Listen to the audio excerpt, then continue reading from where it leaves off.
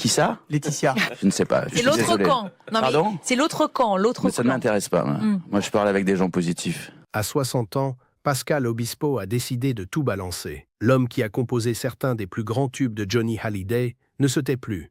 Et cette fois, il vise directement Laetitia, qu'il qualifie ouvertement de pseudo-compagne du rocker. Pendant des années, il a gardé le silence sur son éviction brutale, sur les messages sans réponse pendant la maladie de Johnny et sur ce qu'il appelle une véritable manipulation. Mais aujourd'hui, les gants sont tombés. Pascal a choisi son camp, celui de David et Laura, et il balance des vérités qui dérangent. Ce qui s'est vraiment passé dans l'entourage de Johnny avant sa mort, pourquoi Pascal a été effacé alors qu'il était l'un de ses plus proches amis, et surtout ce que cache cette guerre d'héritage qui n'en finit plus. Accrochez-vous, parce que ce que Pascal révèle va bien au-delà de ce que vous imaginez. Pour comprendre pourquoi les déclarations actuelles de Pascal Obispo font autant de bruit, il faut remonter à la fin des années 90. À cette époque, Johnny Hallyday cherchait un nouveau souffle pour sa carrière. Il voulait quelque chose de différent, quelque chose qui marquerait les esprits. C'est là que Pascal Obispo entre en scène. Le compositeur, déjà reconnu pour son talent, reçoit un appel qui va changer sa vie. Johnny veut travailler avec lui, pas juste pour une chanson, mais pour un album entier, et pas n'importe quel album. En 1998 sort « Ce que je sais », un projet qui deviendra l'un des plus grands succès commerciaux de Johnny. Sur cet album figure « Allumer le feu », un titre écrit et composé par Pascal Obispo qui va littéralement exploser. Le morceau devient instantanément culte, chanté dans tous les stades de France, repris en chœur par des milliers de fans. C'est le genre de tube qu'on entend encore aujourd'hui, 25 ans plus tard, et qui fait vibrer les foules. Pascal n'a pas juste offert une chanson à Johnny, il lui a donné un hymne. Mais au-delà du succès commercial, quelque chose de plus profond se crée entre les deux hommes. Johnny et Pascal développent une vraie complicité, une connexion artistique rare. Ils partagent la même exigence, la même passion pour la musique. Johnny respecte Pascal pour son talent, mais aussi pour sa franchise. Le rocker n'aime pas les gens qui lui lèchent les bottes, il veut des collaborateurs qui osent lui tenir tête. Et Pascal, lui, n'a jamais eu peur de dire ce qu'il pensait. Ce qui marque aussi cette relation, c'est l'intimité que Johnny recherchait avec Pascal. Le rocker avait besoin de moments d'authenticité, loin du cirque médiatique et des courtisans. Pascal raconte que Johnny lui demandait souvent de travailler seul avec lui, loin de ce qu'il appelait « la smala ». Cette expression en dit long.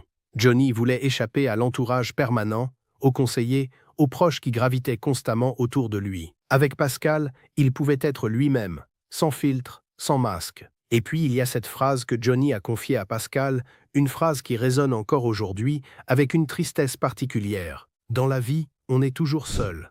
Ces mots, prononcés par l'homme le plus entouré de France, révèlent une solitude profonde. Johnny, malgré la gloire, malgré les millions de fans, malgré les proches qui se disaient dévoués, se sentait seul. Pascal était l'une des rares personnes avec qui il pouvait partager cette vérité. C'était ça leur lien. Pas juste de la musique, mais une vraie connexion humaine. Travailler avec Johnny Hallyday n'était pas une partie de plaisir.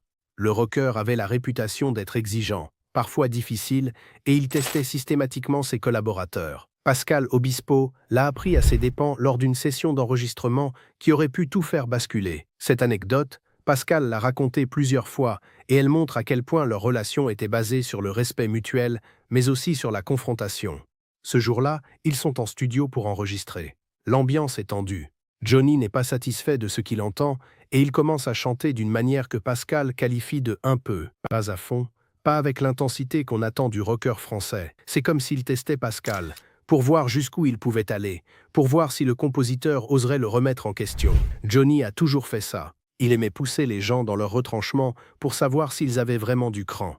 Pascal, lui, ne se laisse pas impressionner. Il sait que si Johnny ne donne pas tout, l'enregistrement sera médiocre, et il n'est pas là pour faire de la médiocrité. Alors il ose faire ce que peu de gens auraient fait.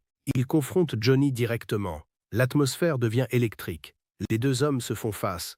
Johnny, habitué à être le patron absolu, se retrouve face à quelqu'un qui ne baisse pas les yeux. Et puis il y a cette scène, devenue mythique, celle de la banane. Les détails précis varient selon les versions, mais l'essentiel reste le même. Johnny fait un geste, peut-être provocateur, peut-être pour détendre l'atmosphère à sa manière. Pascal ne trouve pas ça drôle, la tension monte encore d'un cran. Les deux hommes sont au bord de l'explosion. C'est le genre de moment où tout peut basculer, où une collaboration peut se terminer avant même d'avoir vraiment commencé. Pascal sent qu'il est à un tournant. Soit il accepte de se faire marcher dessus, soit il pose ses limites. Et Pascal Obispo n'est pas du genre à se laisser marcher dessus. Il regarde Johnny droit dans les yeux et lance une phrase qui va tout changer. « Si c'est comme ça, je me casse. Tu te débrouilles sans moi. » Le silence tombe dans le studio. Tout le monde retient son souffle. Personne n'ose parler comme ça à Johnny Hallyday. Mais c'est exactement ce que Johnny voulait entendre.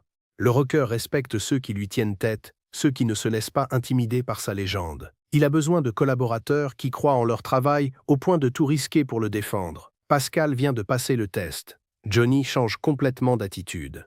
Il se met vraiment au travail, il donne tout dans l'enregistrement, et le résultat est à la hauteur. Cette confrontation musclée a scellé leur respect mutuel. Ils savent désormais qu'ils peuvent compter l'un sur l'autre, qu'ils ne se mentiront jamais, qu'ils iront toujours au bout des choses ensemble. Cette anecdote montre quelque chose d'essentiel. Pascal n'était pas un courtisan. Il n'était pas là pour flatter Johnny ou pour profiter de sa gloire. Il était là pour faire de la musique, de la vraie, de celle qui marque, et Johnny le savait. C'est pour ça qu'il le respectait. C'est pour ça que leur amitié était authentique. Mais cette authenticité allait aussi devenir un problème plus tard, quand d'autres personnes dans l'entourage de Johnny n'apprécieraient pas qu'un ami aussi proche ait autant d'influence sur le rocker. Et puis, tout a changé. Progressivement, sans explication claire, Pascal Obispo s'est retrouvé mis à l'écart. L'homme qui avait offert à Johnny l'un de ses plus grands tubes, celui avec qui le rocker partageait des moments d'intimité artistique, s'est fait éjecter de son cercle. Mais attention, Pascal est très clair là-dessus. Ce n'est pas Johnny qui l'a écarté, c'est l'entourage, ces gens qui gravitaient autour de la star, qui contrôlaient l'accès, qui filtraient les appels et les visites. Pascal utilise des mots forts pour décrire ce qui s'est passé. On l'a rayé de la carte comme ça. Comment est-ce possible qu'un ami aussi proche, un collaborateur aussi important, se retrouve soudainement exclu? Pascal lui-même peine à comprendre. Il n'y a pas eu de dispute avec Johnny, pas de conflit ouvert, pas de rupture brutale. Juste un éloignement progressif, orchestré dans l'ombre. Les appels qui ne passent plus, les messages qui restent sans réponse, les projets qui n'aboutissent jamais. Pascal sent qu'on le tient à distance, mais il ne comprend pas pourquoi. La situation devient encore plus douloureuse quand Johnny tombe malade. En 2017, le cancer du rocker est annoncé. Pascal, comme des millions de Français, est bouleversé. Il essaie de prendre des nouvelles, d'envoyer des messages de soutien. Il veut être là pour son ami, comme il l'a toujours été. Mais quelque chose cloche. Les réponses qu'il reçoit ne ressemblent pas à Johnny. Le ton est différent, les mots ne sont pas les siens. Pascal commence à avoir un doute terrible. Je ne sais même pas si c'est lui qui répondait. Cette phrase est glaçante. Pascal va même plus loin dans ses déclarations. Il utilise un terme qui fait froid dans le dos. Johnny aurait été gouroutisé à la fin de sa vie. Ce mot n'est pas choisi au hasard. Il sous-entend qu'on a exercé une emprise sur le rocker, qu'on a contrôlé son environnement, ses relations, peut-être même ses décisions. Johnny, l'homme libre par excellence, celui qui avait toujours fait ce qu'il voulait, aurait été manipulé dans ses derniers moments. C'est une accusation extrêmement grave. Qui étaient ces gens dans l'entourage? Pascal ne donne pas tous les noms, mais il est assez clair pour qu'on comprenne de qui il parle. Ceux qui avaient intérêt à isoler Johnny, à contrôler qui pouvait le voir ou lui parler. Ceux qui voulaient peut-être s'assurer que certaines voix ne seraient pas entendues, que certaines influences ne s'exerceraient plus. Pascal fait partie de ces voix qu'on a voulu faire taire. Et ce n'est pas juste une question d'ego blessé ou de frustration personnelle. Pascal parle au nom de plusieurs proches de Johnny qui ont vécu la même chose. D'autres amis de longue date qui se sont retrouvés écartés. D'autres collaborateurs qui n'ont plus eu accès au rocker dans ces derniers mois. Tous racontent la même histoire. Un mur s'est dressé autour de Johnny et seuls certains privilégiés avaient le droit de franchir ce mur. Cette mise à l'écart a des conséquences qui vont bien au-delà de l'amitié. Elle pose des questions sur ce qui s'est vraiment passé dans les derniers mois de Johnny. Qui prenait les décisions? Qui influençait ses choix? Et surtout, qui avait intérêt à isoler le rocker de ses amis les plus fidèles? Pascal Obispo a ses réponses et maintenant, à 60 ans, il a décidé qu'il était temps de les partager. En juin 2025, Pascal Obispo franchit un cap. Dans une interview qui fait l'effet d'une bombe, il ne prend plus de pincettes. Quand on lui parle de Laetitia Hallyday, il la qualifie ouvertement de pseudo-compagne de Johnny. Pas la veuve, pas la compagne, mais pseudo-compagne. Ce terme n'est pas un accident de langage. C'est un choix délibéré, pesé, assumé. En un seul mot, Pascal remet en question la légitimité même de Laetitia dans la vie de Johnny. C'est une attaque frontale, sans ambiguïté. Pourquoi Pascal utilise-t-il ce terme si violent? Parce qu'il a vu des choses. il a été témoin de comportements qui l'ont profondément choqué. Pascal raconte des repas familiaux où l'ambiance était insoutenable. Des dîners où Laetitia tenait des propos déplacés, blessants, devant tout le monde. Et les cibles de ses remarques? David et Laura, les enfants de Johnny, les propres enfants du rocker. Pascal évoque notamment des phrases que Laetitia aurait prononcées sur l'héritage. Des commentaires du genre « il n'aurait besoin de rien », parlant de David et Laura. Imaginez la scène. Vous êtes à table, en famille, et quelqu'un sous-entend que les enfants du défunt n'ont pas leur place dans l'héritage, que leur père ne leur devrait rien. C'est exactement le genre de phrase qui crée des ruptures irréparables. Pascal était là, il a entendu, et il n'a jamais oublié. Ces témoignages éclairent d'un jour nouveau la bataille judiciaire qui a suivi la mort de Johnny. On a beaucoup parlé du testament américain, de l'exclusion de David et Laura, des millions en jeu, mais ce que Pascal révèle, c'est que cette exclusion ne date pas de la mort de Johnny. Elle se préparait depuis longtemps. Les remarques déplacées, l'ambiance toxique lors des repas, l'éloignement progressif des enfants, tout ça faisait partie d'un plan plus large. Pascal n'est pas le seul à avoir remarqué cette atmosphère. D'autres proches de Johnny ont fait les mêmes observations. Mais lui a décidé de parler. Il raconte que les tensions familiales étaient palpables, que Johnny lui-même semblait parfois mal à l'aise avec certaines situations. Le rocker aimait ses enfants, tout le monde le sait. David, son fils aîné, était aussi son ami. Laura, sa fille, était sa fierté. Alors comment expliquer qu'il se soit retrouvé exclu de l'héritage? Pour Pascal, la réponse est claire. Johnny n'était plus vraiment aux commandes dans ces derniers mois. L'homme libre, le rebelle, celui qui faisait toujours ce qu'il voulait, avait perdu le contrôle. Pas de sa volonté, mais de son environnement. On avait créé autour de lui une bulle. Et dans cette bulle, certaines voix dominaient. Les voix qui disaient ce que certains voulaient entendre. Les voix qui poussaient dans une direction précise. Ce que Pascal dénonce, c'est une manipulation en règle. Une stratégie d'isolement qui a permis de couper Johnny de ses vrais amis, de ses enfants, de tous ceux qui auraient pu poser des questions gênantes. Et au centre de cette stratégie, selon lui, il y a Laetitia. Voilà pourquoi il refuse de l'appeler la compagne de Johnny. Parce que pour lui, une vraie compagne n'aurait jamais créé de fossé entre un père et ses enfants. Une vraie compagne n'aurait jamais tenu des propos blessants sur l'héritage du vivant même de Johnny. Une vraie compagne aurait rassemblé la famille, pas divisé. Les mots de Pascal sont durs, mais ils sont portés par une colère froide. Ce n'est pas de l'émotion à chaud. C'est une indignation mûrie pendant 7 ans. 7 ans à observer ce qui s'est passé après la mort de Johnny. 7 ans à voir David et Laura se battre pour récupérer ce qui leur revenait de droit. 7 ans à constater que l'image publique de Laetitia ne correspond pas à ce qu'il a vécu personnellement. Alors maintenant, il balance tout. Pascal Obispo n'a pas seulement critiqué Laetitia. Il a fait quelque chose de beaucoup plus significatif. Il a publiquement choisi son camp. Et ce camp, c'est celui de David et Laura Halliday. On est obligé de choisir son camp quand on a du bon sens. Cette phrase, Pascal l'a prononcée avec une conviction totale. Pour lui, il n'y a pas de zone grise, pas d'ambiguïté possible. Soit on soutient ceux qui ont été lésés, soit on cautionne l'injustice. Pascal a un respect immense pour David Halliday. Il le décrit comme quelqu'un de très digne, notamment lors des funérailles de Johnny. Ce jour-là, le 9 décembre 2017, des millions de Français ont suivi l'hommage national rendu au rocker. Et David était là, stoïque malgré la douleur. Il a porté le cercueil de son père avec dignité, sans faire de scandale. Pascal a été marqué par cette attitude. Mais Pascal n'est pas resté dans les mots. Il est passé à l'acte. En 2022, il participe à un projet musical qui dit tout de ses alliances. Un clip hommage à Johnny intitulé « Appelle-moi Johnny » et qui apparaît dans ce clip Laura Smet, uniquement Laura. Pas Laetitia, pas Jade ni Joy. Juste Laura. Ce choix n'est pas le fruit du hasard. C'est un positionnement assumé. Laura d'ailleurs ne s'y est pas trompée. Elle a déclaré publiquement que Pascal fait partie de la famille. Dans une famille déchirée, où les camps sont clairement définis, dire que quelqu'un fait partie de la famille, c'est l'adopter officiellement dans son clan. C'est reconnaître sa loyauté, son soutien, son authenticité. Ce qui est encore plus révélateur, c'est l'absence de Laetitia dans les hommages récents à Johnny où Pascal est impliqué.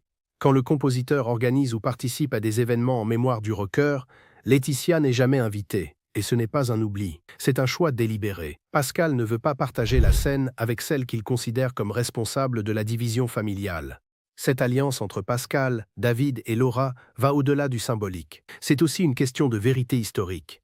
Pascal refuse que l'histoire de Johnny soit réécrite par ceux qui l'ont manipulé à la fin de sa vie. Il refuse que les documentaires, les biographies, les hommages officiels soient contrôlés par un camp qui a tout intérêt à présenter une version édulcorée des faits. D'ailleurs, Pascal n'est pas seul dans ce combat. Il maintient aussi son amitié avec Eddie Mitchell, une autre légende de la musique française et un proche de longue date de Johnny. Eddie aussi a pris le parti de David et Laura.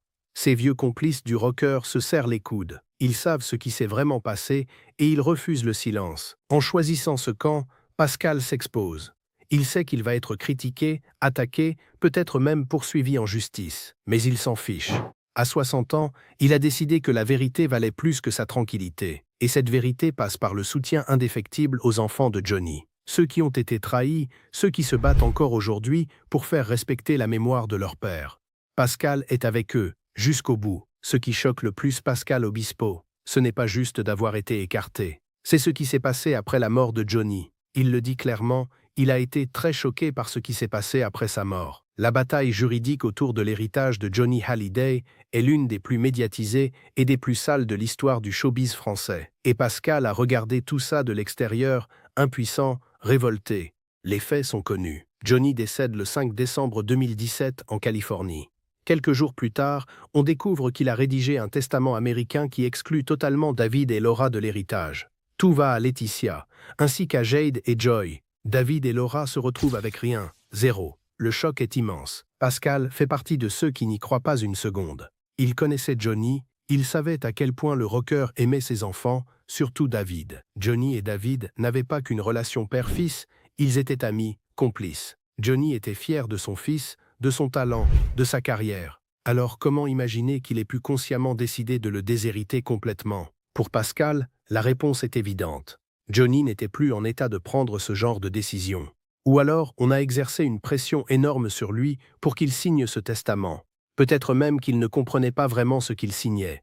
Le cancer avait affaibli le rocker, les traitements l'avaient épuisé. Dans cet état de vulnérabilité, quelqu'un a pu profiter de la situation. Les allusions de Pascal sont limpides. Il parle de manipulation, de contrôle, d'isolement. On a volontairement coupé Johnny de ses vrais proches pour mieux le manipuler. On a éloigné les amis fidèles comme Pascal, on a créé des tensions avec David et Laura. Et dans cet environnement contrôlé, on a fait signer à Johnny un testament qui dépouillait ses propres enfants. La bataille juridique qui a suivi a été interminable.